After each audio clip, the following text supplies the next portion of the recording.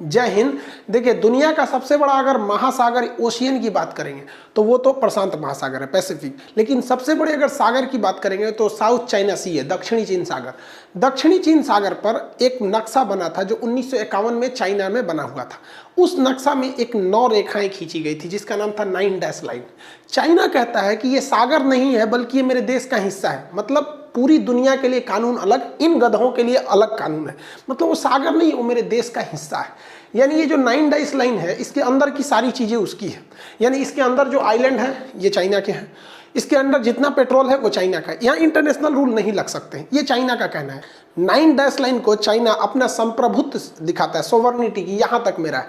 China ने इस 9 dash line के बीच में बहुत सारे अपने रडार स्टेशन लगा रखे हैं। समुद्र में उसने रडार लगा दिया, यहाँ कोई भी हरकत होती है उसको पता चल जाता है। ये साउथ चाइना सी जो है ये पूरी तरह से पेट्रोलियम से भरा हुआ है। अगर अगल बगल के देश, वियतनाम यहाँ से पेट्रोल निकालता है तो चाइना यहाँ से कहता है कि ये तुम्हारा नहीं है। अब सोचिए, तो ये एरिया जनरली ये तो वियतनाम का होना चाहिए। अब यहाँ ब्रुनेई है और ये यहाँ पर आपका मलेशिया है। इनको चाइना यहाँ से पेट्रोल निकालने नहीं देता है, कहता है कि ये मेरा एरिया।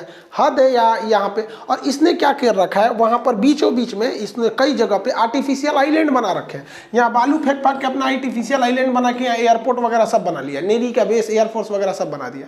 और दूसरे देश के जो पेट्रोल वगैरह होते हैं उन्हें वो निकालने नहीं देता है, तो बहुत मजबूर हो जाते हैं सब। तो इसलिए वियतनाम वगैरह जो है सब वो भारत से कहते हैं कि आप पेट्रोल निकाल दीजिए। तो भारत वियतनाम वगैरह का पेट्रोल निकालता है, अमेरिका निकालता है, रूस वगैरह निकालते हैं। चाइना इसका विरोध करता है। अभी चाइना जो है, डोनाल्ड ट्रंप हार चुके हैं चुनाव, जो बाइडेन चाइना के खिलाफ उतना जाएंगे नहीं।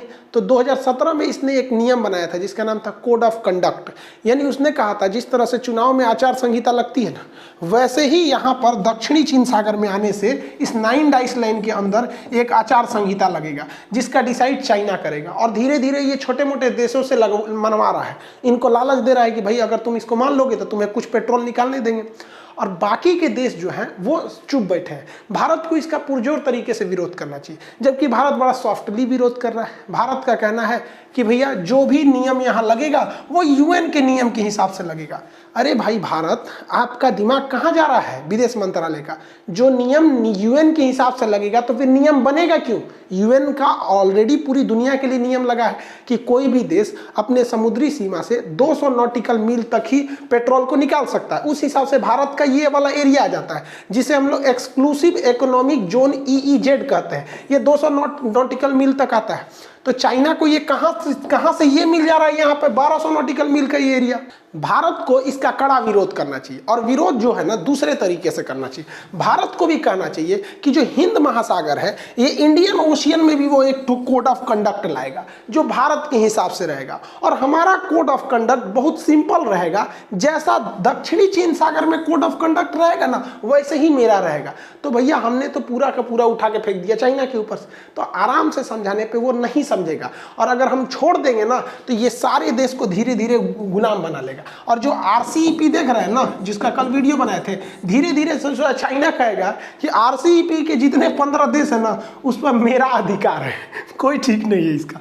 तो जो है इसको प्यार से समझाने पे नहीं समझेगा। और चाइना ने एगो नया खुलासा कर रहा है। चाइना के एगो प्रोफेसर है जो इंटरनेशनल रिलेशन के यूनिवर्सिटी में क्लास लेते हैं। उनका कहना है कि अगस्त के महीने में चाइना ने एक कांड कर दिया।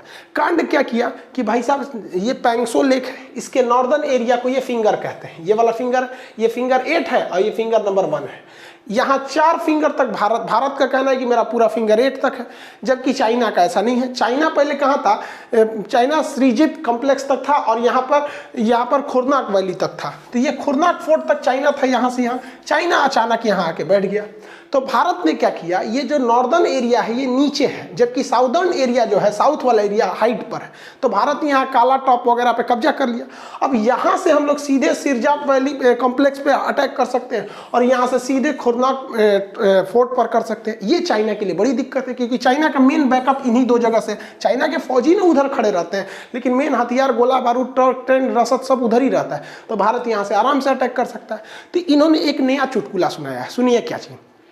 अगस्त के महीने में इन लोगों ने एक डायरेक्ट एनर्जी वेपन बनाया था जिसको माइक्रोवेव कहते हैं। ये बहुत ज़्यादा हीट उत्पन्न कर देता है, त्वचा जलने लगती है। जिस तरह माइक्रोवेव ओवन आता है ना, उसमें खाना गर्म कर वैसे जलने लगता है। इनका कहना था कि इन्होंने पूरी पहाड़ी को गर्म कर दिया। पूरी पहाड़ी को। भाई साहब पूरी पहाड़ी को गर्म करने के लिए इतना छोटा सा माइक्रोवेव नहीं आएगा, ये डायरेक्ट ही किसी चीज़ को गर्म कर सकता है। तो इनका कहना है कि इससे हम लोगों ने गर्म कर दिया, जिससे भारतीय सैनिक पीछे चले गए, फिर हम लोग वहाँ पे जाके चढ़ गए। देखिए भैया इनकी बात की सच्चाई देखिए, अगर आप यहाँ चढ़ गए हैं और ये एरिया खाली करा लिया है तो फिर हमसे वार्ता काहे कर रहे हैं, काहे मीटिंग पे मीटिंग कर रहे हैं कि वापस जाइए। एक काम कीजिए, यही वाला डायरेक्ट एनर्जी वेपन जी आपका माइक्रोवेव छोड़ता है, आपने इस पे कब्जा कर ही लिया है, यहाँ से मार दीजिए के बाद फिंगर ट्रू पे भी भारत यहाँ से भी चलाएगा, दिल्ली तक मार दीजिए। यहाँ पे आप क्यों यहीं तक रुक गए, ऐसा क्यों कहानी सुना रहे हैं आप। दूसरा कि भाई आपके पास अगर इतना हैवी वेपन रहता जो पूरे पहाड़ को गर्म कर सकता था, वो भी लद्दाख जैसे ठंडे एरिया में, तो इतने छोटे ट्रक पे तो लगेगा नहीं।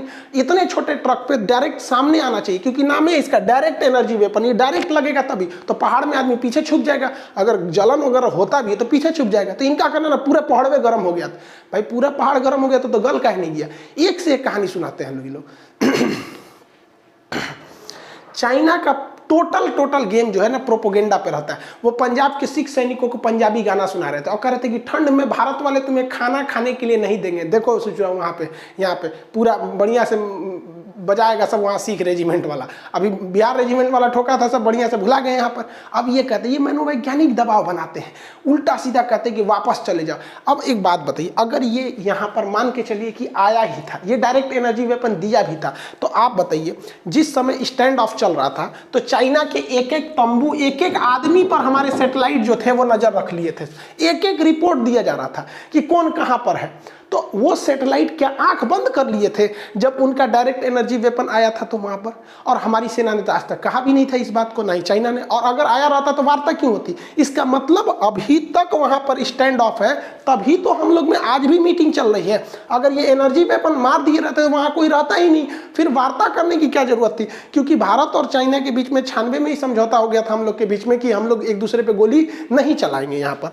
अब देखिए एक और गलती कैसे पकड़ा है, चाइना ने अपना एक एयरफोर्स का जहाज वहाँ पर पाकिस्तान में भेज दिया, पीओके में। पीओके के स्कर्दू एयरपोर्ट पे जब वो जहाज उतरा ना तो हमारे सैटेलाइट उसको इमेज में पकड़ लिया यहाँ पर, और चाइना को बता दिया कि देख तुम्हारा एगो जहाज पाकिस्तान में, मतलब तुम्हारा जहाज अगर पाकिस्तान में है तो हम पकड़ सकते हैं। उसका 2 छोटा छोटा जहाज चेंगडू J-20 यहाँ पर मिग 21 का मॉडल है ये, यहाँ पर इसको पकड़ लिया सैटेलाइट वालों ने, चाइना को खुद बता दिया। तो हम लोग जब पाकिस्तान पर इतनी गहन नज़र रखें, चाइना के अंदर इतना गहन नज़र रखें कि कहाँ कहाँ है, तो गलवान जहाँ हमारे फौजी खड़े हैं उनके सामने हम लोग नज़र नहीं रखेंगे, ऐसा कोई नहीं है। लेकिन हाँ, चाइना की आदत है, शुरू से ही वो मनोवैज्ञानिक दबाव बनाता है और धीरे धीरे हावी हो जाता है। पहले वो कहेगा दक्षिण चीन, आज से 15 से 20 साल पहले अगर आपके अपने पिताजी से जो पूछिएगा जो सीनियर होंगे, दक्षिणी चीन सागर का कोई मामला ही नहीं था। वो धीरे धीरे इसको इतना फैलाया, क्योंकि आपको ही पता है किसी झूठ को अगर आप 100 बार कहिएगा ना तो वो क्या हो जाता है, सच बन जाता है। जैसे ठंडा मतलब, तो ठंडा मतलब वो चीज होती है जिसका टेम्परेचर कम है, लेकिन सबको पता है ठंडा मतलब कोको कोला, क्योंकि इतनी बार बोला गया। जैसे खान सर, हमको खान सर, हमारा ओरिजिनल नाम कोई नहीं जानता है, पर खान सर हो गया। क्यों? क्योंकि यही लोग जानते ही हैं। तो चाइना यही मनोवैज्ञानिक दबाव बना रहा है कि भारत के लोगों को हरा सके। ऐसा नहीं हो सकता है। चाइना कह रहा है कि भारत को अपनी अर्थव्यवस्था देखनी चाहिए, उसकी अर्थव्यवस्था डूब रही है, -23% चला गया। उल्टा सीधा हम लोग को धमकी देते हैं ये चाइना वाले। खैर धीरे धीरे इकोनॉमी भी अपने पटरी पर आएगी, लेकिन थोड़ा सा इसमें स्ट्रेटजी बनाने की जरूरत है। जिस तरह से डिफेंस में एकदम तेजी लाया गया है, मोदी जी तो आधा विदेश मंत्रालय खुदे संभालते हैं, लेकिन थोड़ा सा वित्त मंत्रालय थोड़ा सा गड़बड़ हो रहा है। तो इसमें भी जिस दिन सुधर जाएगा हम लोग इनका अच्छा से जवाब दे देंगे। ये 1962 नहीं है, बहुत आगे निकल गया है। तो आप इस दुविधा में मत फंसिएगा कि हमारे ऊपर कोई डायरेक्ट एनर्जी वेपन वगैरह है। चाइना इसको बना रहा है, बनाने में सक्सेस भी हुआ है, बट वहाँ इसका प्रयोग नहीं हुआ है। मिलेंगे नेक्स्ट क्लास में। जय हिंद।